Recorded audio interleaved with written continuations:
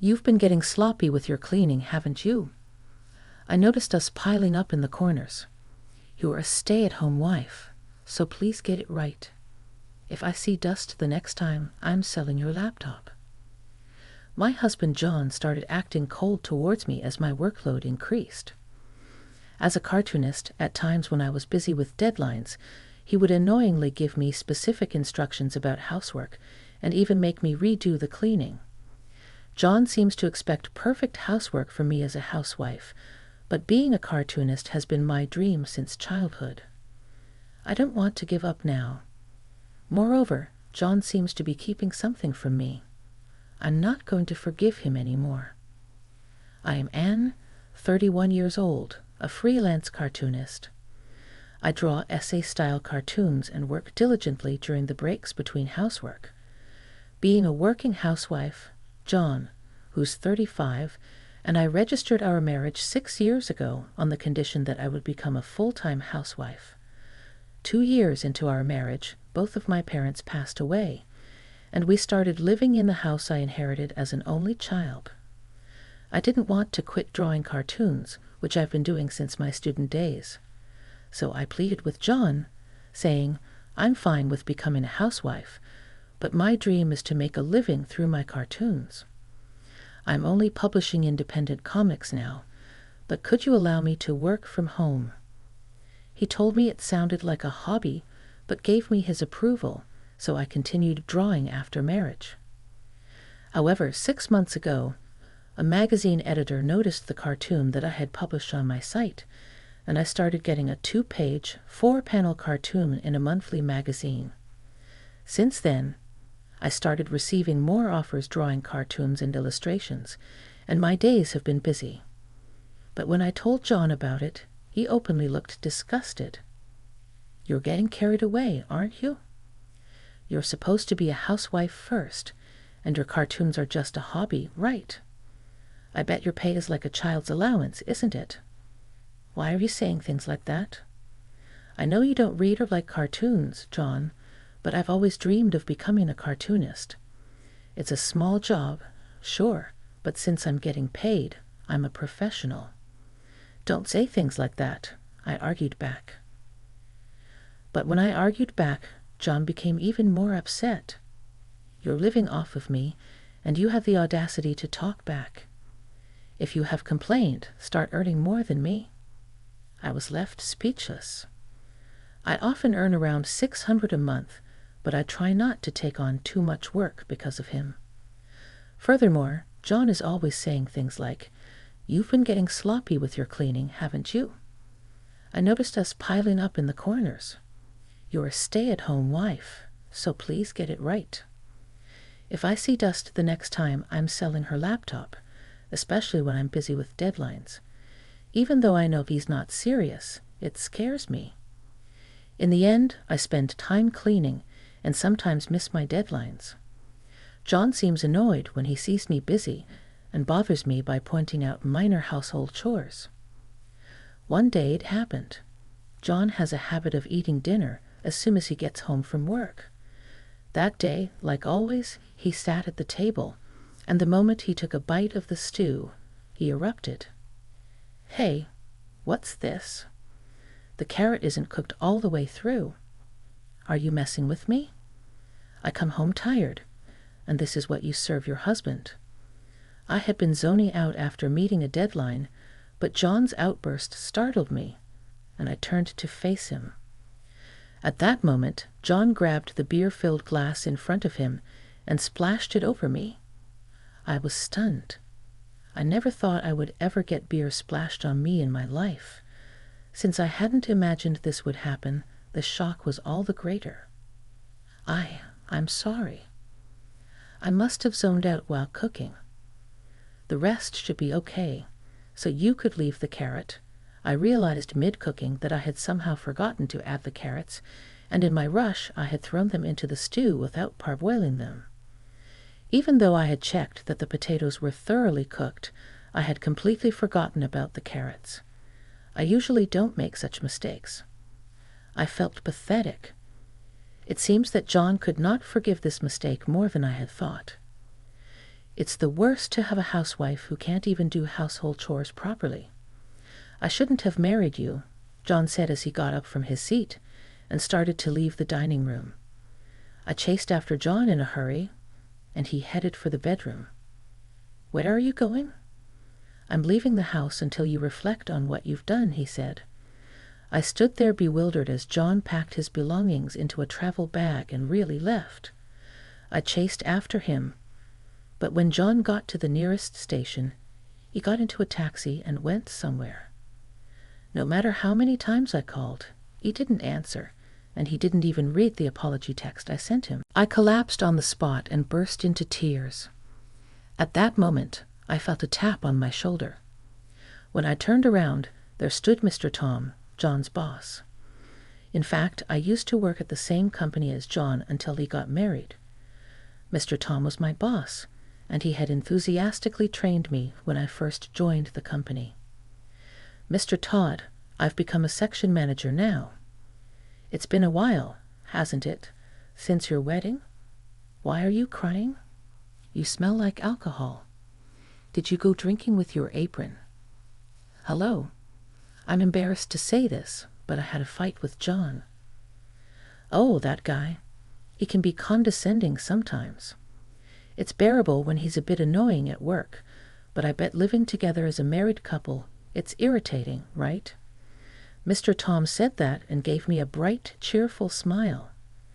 How many times had this smile saved me when I made a mistake at work in the past? Mr. Tom and I decided to stop by a nearby diner to chat. So, why were you crying? Well, it's my fault. I messed up with the cooking today. I tried to make a stew, but the carrots weren't cooked well, and I upset John. Oh, is that it? My wife is pretty much the same when things like this happen. We just accept it as it is. Getting angry won't do any good, you know. As I said this, a smile broke out as we talked. So you two didn't have a fight when drinking out then? No, the reason I smell of beer is because John got angry about the cooking and splashed beer on me. I ran to the train station thinking I had dried off, but I still smelled, don't I? Even if you're told you smell of alcohol, it's hard to tell for sure yourself. What? He splashed beer over you just because you messed up a little with the cooking? That John, something's not right with him. I didn't like the guy from the start, but I can't believe he'd do such a thing to his wife. Mr. Tom was genuinely angry, as if he'd been the one who had beer splashed on him. That somehow made me happy. So why did you come to the station? You must have run all the way here in your apron. Is it another John-related issue? Yeah, John acted weird, called me a lazy wife, and left the house saying he wouldn't come back until I reflected on my actions. I chased after him and ended up here at the station, but he took a cab and just left. I was at a loss. Oh. Mr. Tom's face, which had been angry until now, suddenly became stiff. After a moment of silence, he said, I can't tell you right now, but I have a bad feeling about this. I'll do some digging on John too, and there might be something John left behind at home you might want to look around. I didn't understand what he meant, but I nodded, and we disbanded for the day. Mr. Tom escorted me home. Following Mr. Tom's advice, I checked John's often-used shelves and rummaged through John's clothes, where I found a hotel points card in the pocket of his pants. The card showed it had been used quite recently, around noon on a Saturday, when he claimed he had to work. This led me to be sure that John was cheating on me, and I suddenly remembered something I had completely forgotten. It was something we talked about before getting married. We had agreed it would be handy if we could locate each other's phones using GPS in case one of us lost ours. We researched together and installed a special app for locating devices, which I had completely forgotten about. I launched the app and entered the password, discovering that John was in a rather surprising place. He was at a famous tourist spot, a well-known dating spot, and I couldn't imagine he would go there all alone. I assumed that John was on a trip with his mistress, and decided to act on that assumption. The next day, I called the company and asked to speak to Mr. Tom. "Mr. Tom, thank you for yesterday." "No problem." "Was there something?" "Is it possible that John didn't come to work today?" Mr. Tom was silent for a while, but after letting out a long sigh, he said, "Ah, yes, he's on paid leave for the next 4 days." I thought as much. I don't like to say it, but he's probably. Yes, I understand, but this gives me some clarity. Thank you. After hanging up, I made a resolution and left the house. I had been thinking about it. If John ever betrayed me, this is what I would do.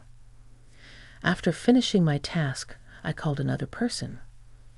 "Hello, it's been a while," the person on the other end spoke to me in a bright voice. But as soon as I started talking about John, they sided with me. I hung up the phone feeling reassured, believing that things would surely move in a favorable direction. The next day, along with some people, I went to the location indicated by John's smartphone GPS. It was right inside a resort hotel near a famous tourist spot. Right now, he seemed to be outside the hotel with the GPS indicating he was near the beach. John turned pale the moment he saw my face. With this, I aimed my phone at John and rapidly clicked pictures to get a two-shot with the girl in her early 20s standing next to him. By the way, I had been taking photos since 30 minutes ago when John was applying suntan oil to this woman in a bikini. I let him swim until I could get definite proof that John was cheating. Perhaps because of their liberating environment or their minds were utterly clear, they were kissing in public. I felt no shock. Perhaps because my patience had run out, rather I was grateful that they provided such good evidence. What surprised John, in turn, making him pale, wasn't just because he saw my face. Behind me, there were my in-laws, both casting stern glances at John. "What's going on, John?" as I approached with a smile. John flustered, stumbled in the sand, and fell on his rear end. Seeing this, my mother-in-law heaved a sigh. How pathetic, even for my own son. And who might this lady be you abandon your wife, and what are you up to? But it's because this woman doesn't do any housework. John hastily pointed at me and blamed me. Oh, is it correct to say she does absolutely nothing? Even if she occasionally skips cleaning, she does laundry, cooking, and dishes every day, doesn't she? Even I sometimes skip cleaning, and I dislike laundry so much I leave it to your father at times. That's because you had a part-time job, isn't it? It's different with this woman. She's a stay-at-home wife who just spends her time drawing and playing.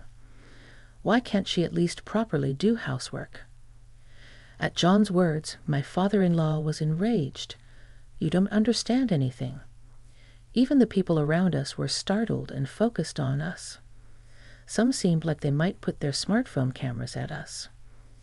Why don't we discuss this in a more appropriate setting? Everyone agreed with my suggestion, and my in-laws and I went ahead to a nearby restaurant. John and the woman he was cheating with changed from their swimsuits to casual clothes and met up with us, and the 5 of us sat down together. We started by hearing John's side of the story. I wanted Anne to be a stay-at-home wife, but she started this useless hobby of drawing cartoons and neglected the housework. When she won't do as I say, it's natural that I would look for the next candidate for a wife. The one to retort to that was Mary. Isn't that different from what you told me? You said you were troubled because a stalker was coming to your house, and you wanted me to help you forget about the unpleasant reality for a while. I suggested that you should report to the police, but you said that it was only a matter of time until the stalker would be caught.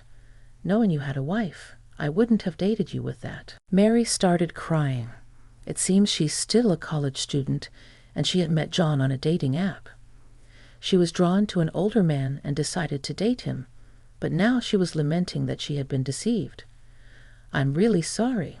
I won't contact John again.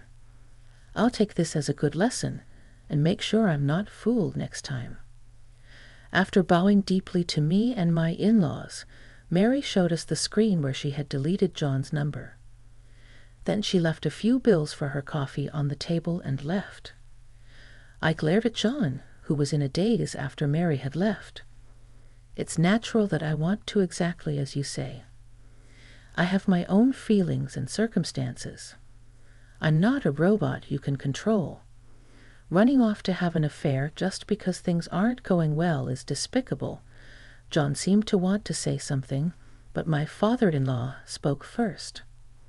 "You still seem too satisfied, but I'm the one who's earning and feeding Anne, aren't I? You should respect me as the breadwinner." John was shaking with anger, but my father-in-law spoke to him calmly. "You're still just like a child. Just because things aren't going your way, you're throwing tantrums just like a toddler. Acceptance wishes as they are. There's nothing more for us to tell you." His in-laws then got up, took the check, and headed to the register. John and I were left alone, and I too had nothing more to say to him. "John, I've been offered a serial comic strip in a magazine." John, who was a complete change from before, looked at me with a startled expression. "Oh, congratulations. So, I can no longer be the stay-at-home wife you want. I'm sorry. I'm tired of being with you, John. I want a divorce. I'm sorry. It was all my fault. You can draw as many comics as you want. I'll help with the housework, too. I won't say arrogant things anymore," John pleaded with tears in his eyes, but I averted my gaze from him. I didn't want to see any more of my husband's pathetic figure. "I'm sorry, but that's not the problem anymore. You're looking down on me, weren't you? I thought marriage was about equal standing, but you were different, John. You thought you were superior because you were working and providing for me, right? No, I mean, maybe I did, but I've had a change of heart. I promise I won't make you suffer any more, so don't say we should break up. I've decided to sell the house we were living in. I have a relative who runs a real estate agency, and when I told them about the situation, they agreed to buy it right away. There's still some paperwork and things to do, so it's not like we can sell it right away, but it will be at a lower price than if we had it brokered. But it's my house, and I can do what I want with it, right? I want to end the relationship as soon as possible. I plan to leave tomorrow. You should leave the house as soon as possible, too." With that, I got up from my seat and started walking towards the exit. Unlike the day when John had left the house, this time he was desperately chasing after me. But when I got into the car, my in-laws had my father-in-law, who was in the driver's seat, started the car. The moment I slammed the door, John was chasing after us, crying, but I couldn't see him any more after that. It seemed John didn't believe my words. When he returned from his trip and saw the house with all my belongings gone, he called me, crying out of pity. I answered the phone one last time. "Why did you sell the house? It was our house, wasn't it? Why are you saying such absurd things? It's the house I inherited from my parents, remember? Then I should have rights to it too, right? Actually, there are no rights to inherit a property for a spouse. If you understand, get out of the house as soon as possible and expect a call from the lawyer about alimony and the divorce. Don't run away, okay?" I said what I wanted to say and hung up the phone. After that, it seems John was scolded by Mr. Tom for taking paid vacation to go on a trip with his mistress. There's no need to give a reason for taking paid vacation, but it seems he was harshly questioned for betraying his wife to go on a trip. It seems he is having a tough time being looked down on by his co-workers and feeling uncomfortable every day. And his in-laws have also abandoned John. John tried to return to his in-laws' house, but they refused him. After paying alimony, John had drained his savings and started to accumulate debt. He's now living alone in a cheap apartment and capable of properly managing household chores, and seems to be leading a disordered life. I heard about this later from Mr. Tom, but I felt nothing. As for me, I moved into a neat studio apartment and am hard at work on the drafts for my serialized comic strip. It's an anthology-style comic, and I'm gathering and using various people's stories as references. The next story I'm planning to draw is themed around a husband's infidelity, and I'm considering using John as material.